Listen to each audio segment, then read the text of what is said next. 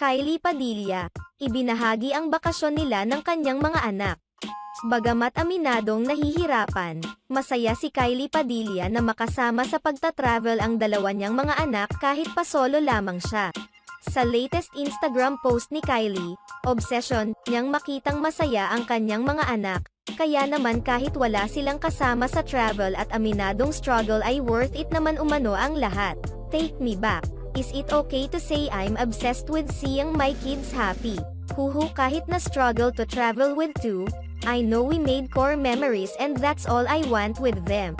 Caption ni Kylie sa kanyang Instagram post, kalakip ang mga snaps na kuha mula sa kanilang pagbabakasyon. Base sa mga larawang ito, makikitang napaka-hand-on ni Kylie na ina sa dalawang anak nila ni Aljur Abrenica. Talagang ang kasiyahan ng mga anak ang priority ni Kylie. Samantala, tila mas pinili ni Kylie Padilla na umiwas sa intriga kaya naman naka-off ang comment section ng kanyang post. Sa ginawang ito ni Kylie, tiyak umanong mababash na naman si Aljur Abrenica dahil sa pagbabakasyon nito sa Canada kasama ang kanyang nobyang si AJ Raval.